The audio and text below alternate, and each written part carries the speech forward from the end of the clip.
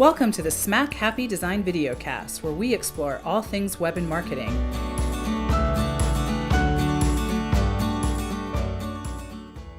With your hosts, Nicole and Danielle. Welcome to episode number 27. I'm Nicole. And I'm Danielle. And I'm Nicole. Yep. And I just want to remind our audience that we'll be taking notes for you. So if you just want to relax, sit back and listen, you can download those notes at smackhappy.com/videos. And today our guest is Nicole Burke from Burke Black, who provide curated dining and events for businesses. Welcome, Nicole. Thank you for having me. Yeah. So introduce yourself a little further. Tell our audience a little about yourself. My name is Nicole Burke, Burke Black. I am I guess you would say a lifetime hospitality person. My background is in restaurants and everything that entails. I've been a waiter, a cook, a reservationist, management, you name it.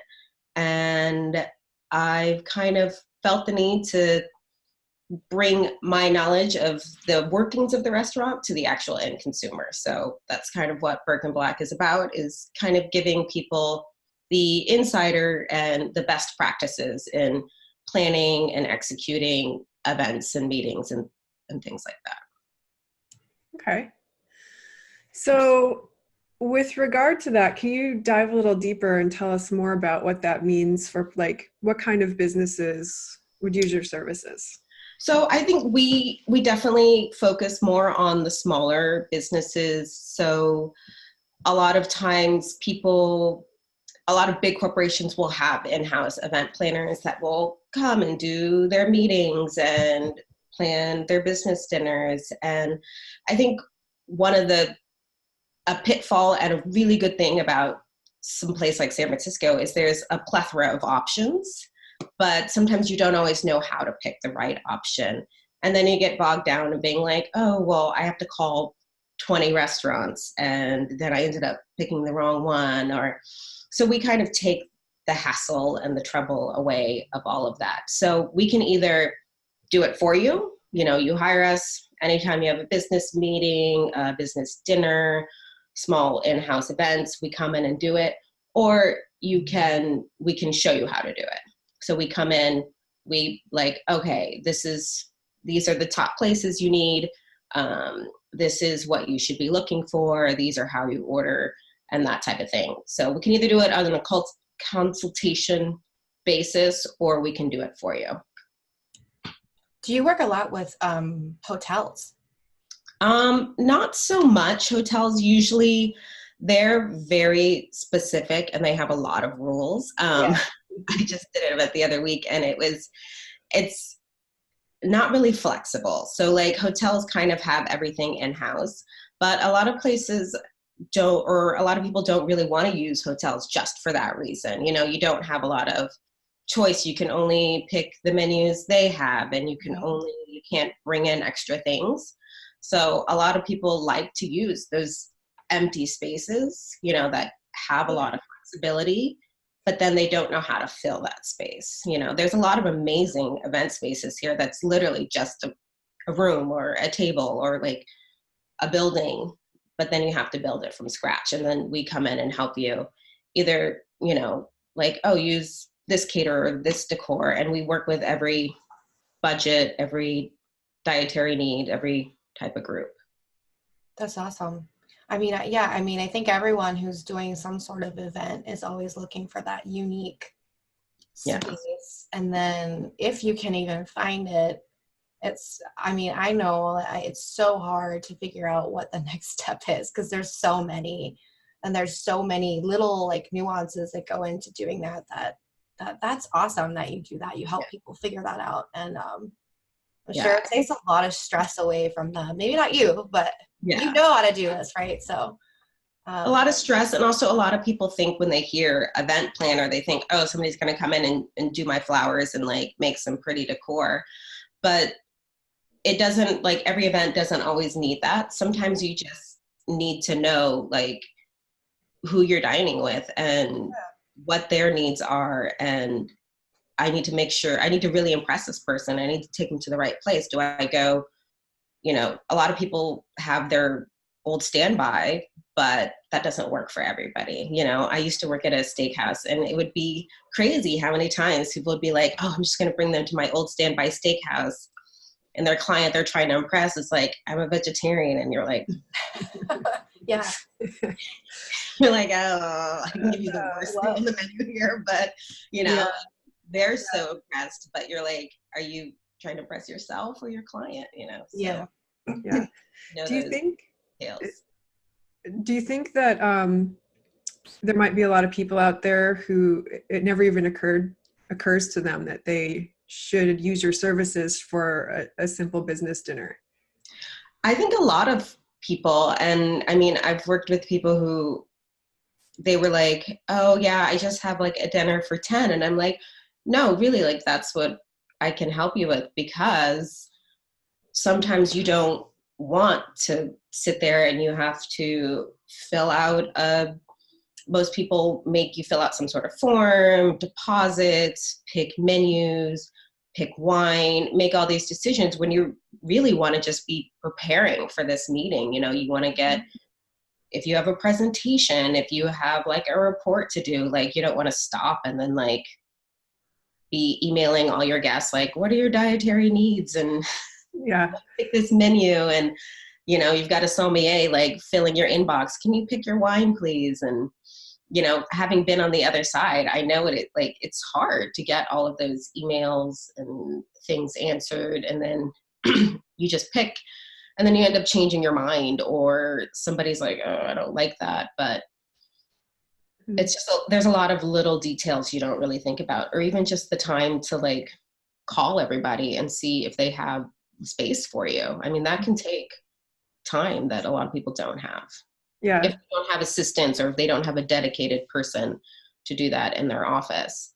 But I mean, also a lot of small startups don't really have the money or the cash flow to hire somebody to do that. So we'll also come in and, you know, sit down and give you a consultation and learn about you, your business, what you're trying to project, what you want to say, and then give you a curated list of places like, okay, you need, when you're hosting these people, go here or order this. I know you'll like this. They can accommodate everybody. And, you know, this is what you keep in your office. And, you know, like just making the office kitchen not a dead zone. You know, things that need to be thrown away. Like, okay, you want to keep everybody happy and healthy. This is what you keep stocked. And here's where you can order it. And here's a list and a par, and, you know, just keep it up essentially. So, because not everybody can afford to have somebody do it for them all the time. Yeah. This is making me think about how this sort of thing could translate to our business. You know, just giving someone sort of like ideas, or like a curated list, like you were saying, of like what to do next. That's awesome, because then you're able to help really everyone. Yeah. You know, and while maybe like you specifically have some favorite kinds of people that you like, or groups that you like to work with, I think, you know, a lot of the service industry, right, is just, you just want to make people happy and like help people and things like that. So that's really cool that you're able to do that and still, you know, help the smaller guys and the startups and things. So yeah. I mean, there's so many apps and things that are useful. And, you know, you'll go into spaces and they'll be like, oh, I used this delivery app, which was great because I got this amazing food, but then it was like lukewarm and squished and, you know, not the best. Like, I forgot this, I forgot that. Whereas, you know, like if you hire someone like us, yes, we can still get that great food you like, but then we're going to take that extra step and, you know, make sure it's not squished and hand deliver it and set it up and serve it. And, you know, because there is a lot of convenience out there, but sometimes you don't always get like the hospitality. Convenient, not quality. Yeah. So let's, I think I found that trouble a lot, like using a lot of the delivery apps. you know. Well, there are some people that would still eat whatever it was that was squished. Not everyone will like that, like you said. Yeah. Are you thinking of yourself or your clients? Yeah, I mean, if you're just ordering in for like the office, by all means, like use the delivery app. Like nobody's care. They're gonna be sitting at their desk. But like you're trying to entertain somebody, you're like, oh my gosh, I'm serving them. I'm like, I don't know where all the juice of that dish went, and you're like, oh. So you know, you can't really. You'll get the food, but you can't really guarantee what it's gonna be. Yeah. Right. And sometimes you just need that little extra. So. Yeah. Yeah. So I think for the small business or the solo entrepreneur who's trying to up their game and present something that's more professional and like at a higher level, it seems like working with you would be a great way to kind of help elevate themselves, right? And they don't have to, you know, keep us on forever. We can come in, you know, have a sit down, talk about what they need, and then, you know, just give them a list. And then whenever they are ready to change or upgrade, we'll come back in, give them a new, you know, guide them through it. Mm-hmm. Because, you know, everybody can use an app, but sometimes you need a little extra. Yeah. Yeah. So you had mentioned like the admin person. You know, some people aren't going to have an admin person to do this for them. So obviously it would be, you know, great to use you for that. But what about if you're comparing like using an admin person versus using you? I know when you and I had chatted first, you were telling me about like some of those differences. So can you share some of that? Yeah, I mean, I've been an admin before, you know, and I've been on the other side, and I've taken the reservations and done things like that. When you're getting into planning an important dinner and you want the details, one, it takes time off of whatever else they're doing. And I know in a small office, an admin does a lot of work. Like an office manager is probably the first one there and the last one there. And there's always something. I've managed an office. It's just, there's always something. And then to have all those little details, the thought out, like the calling 5 different restaurants to make the reservation, or even just a matter of the follow through from a restaurant standpoint or a planner standpoint, like having to send 3 and 4 and 5 emails just to get a confirmation or a cancellation is a bit hectic. And it takes that time that the admin would have and brings it back to the office. Cause I mean, there's a gazillion things for them to do, but you still get the quality and you still get the detail oriented. You still get, you know, the super specific event that you wanted or dinner, even if it isn't an event. Yeah. And I think you had also mentioned, you know, there are a lot of details involved with it. And because they're not normally planning dinners, they might forget some of those little details, right? I mean, dietary restrictions are a big one. Most restaurants, especially in a town like San Francisco, are really well prepared for that. But a lot of times people are just like, oh, I want 5 courses and like, oh, this looks cool, but they're not thinking about what's happening during the dinner. Like you don't want something that's served tableside when you're giving a presentation. You don't want 5 courses when you need everybody to be in and out in an hour and a half. You know, you need to really think about what are you doing? What are you trying to accomplish during the meeting first, and then kind of plan the meal, the event around that. Because that's a big one. You don't want, like, if you're trying to like get a deal, like you and one other person, you're not going to want to go to a place where there's a lot of interaction, where it's loud, where like the servers are like super chatty, and you know, you just want things to come and you want to talk and be left alone. But other times you're like, oh, it's social and we don't really know each other. Having someone who's chatty and engaging and like, you know, things that are interactive tableside are really great to break the ice. If you're, you know, you've got people coming from all over and they don't know each other yet. So there's those little details that people don't really think about all the time, unless they've done it before. Yeah. As you were going through that, I'm thinking, you know, what you do for these people is actually make people better. You're helping people be better at their own jobs.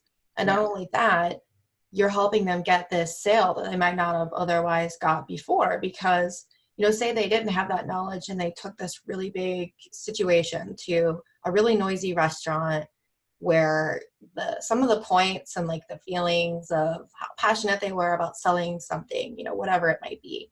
And this is just, you know, a random example, but this is what I'm imagining. And they can't hear each other, and they're paying attention to like their greasy onion rings or something. And, you know, they're drinking like several vodka tonics, and like, you know, there's just, you know, it becomes something else. You know, it's not about the sale. It's like more about, you know, just having fun and having a good conversation, and someone's buying me lunch or dinner or something like that. It's not, you know, so that's really cool that, you know, when you step in and your company steps in, that you help people like finesse those situations and make everyone's lives easier. And I was also thinking too, like with the admin side of it, I think administrative job positions like office manager, like you're a yes person. So no matter if you want to do it or if you have the time to do it, like it's almost like you're going to say yes anyway.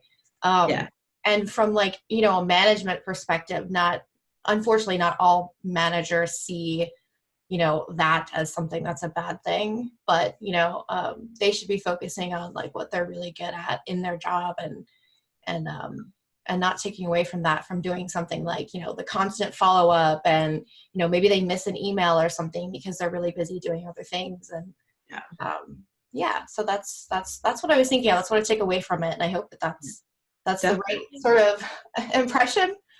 Yeah, it is. You know, it's hard to explain. I guess, you know, people always think that, you know, oh, well, there's this app on my phone and I could just do that, or I can go on Yelp and read the reviews. This one has great reviews.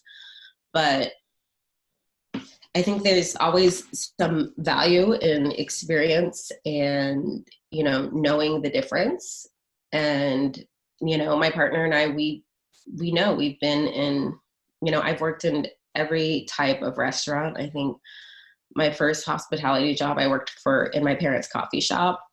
And then I worked at a Uno's Pizzeria in the college town in Georgetown. And I worked at Wendy's. You know, we all did some stuff. And then I've worked at 3 Michelin star restaurants. So it's, you know, I've known the difference and, you know, the nuances, and just being able to know like, okay, this is going to work without having to, you know, spend hours like online, like reading reviews. And, you know, so when you hire us, you're hiring our experience, like our combined experience, our knowledge, and of the San Francisco food scene. I mean, we've been in this industry so long, like we know most of the people, like we know what they can do.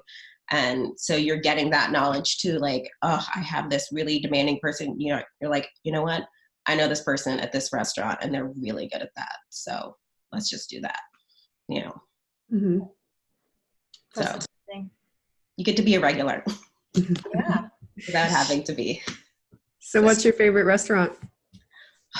Oh, that also depends. I mean, I don't know if I would have a favorite. Wait, let's narrow it down. Like, wait, so what kind of food's your favorite, Nicole? Like, just in general. Most of my cooking career, when I was a cook, I cooked all Italian food, and I kind of love it because I love like the ingredient driven, and you know, like before I had kids and my husband and I would just go out, it was like, oh, about the whole experience. And now as I'm older and I don't get out as much as I love to, for me it really is about like the whole feeling of the restaurant. I really like to go somewhere, so I do try new restaurants just because, you know, I'm supposed to as part of my job. But I really like, if it's just me casually going out, I like to go where the atmosphere is good and I feel good, and, you know, the things are happy, and I know the staff is going to smile and be happy, and because either they're well taken care of or they're just a happy person. So Yeah, there's something to that, isn't there? yeah, it's like, I don't know. It's weird. As I get older and I've been in this industry longer, you can tell who's well taken care of and who's happy. And Yeah, that's kind of like where I like to go. So my spots. Yeah. So tell us what inspires you most.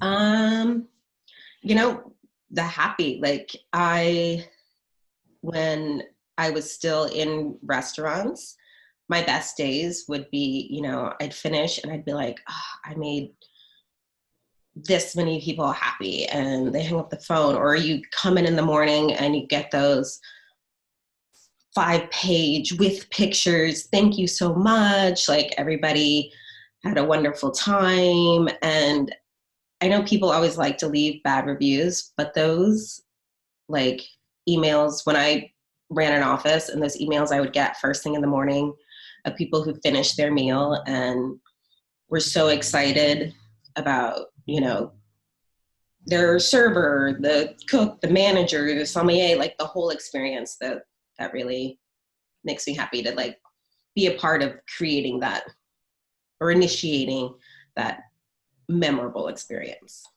Mm-hmm. That's pretty awesome. I know over here at Smack Happy, we also, happy is in the name. So we definitely love making people happy and helping people. It's part of our goal over here too. So that's pretty awesome. Definitely. Yeah. So tell our audience, please, how they can get in touch with you if they'd like to use your services. Yeah, so you can visit our website, burkeandblack.com. There's a contact link. You can shoot us a note. I am always happy to talk to you, discuss. We don't charge for the first consultation. See what you need, see if we can work for you. But yeah, come check us out on our website, burkeandblack.com. All right, and we will share that in the show notes as well. I wanted to thank you for joining us today and sharing your unique business with our audience. Yeah. And to the audience, thank you for joining us on the videocast. We aim to help elevate your business through real life experiences and advice. Until next time. Bye. Thank you for listening to the Smack Happy Design videocast. For more information and downloads, visit smackhappy.com/videocast, where you'll find more episodes and the opportunity to subscribe on YouTube or iTunes. You can also sign up for our newsletter delivered to your inbox monthly. And if you enjoyed this episode, please share it with your friends and colleagues. Again, that's smackhappy.com/videocast. See you next time.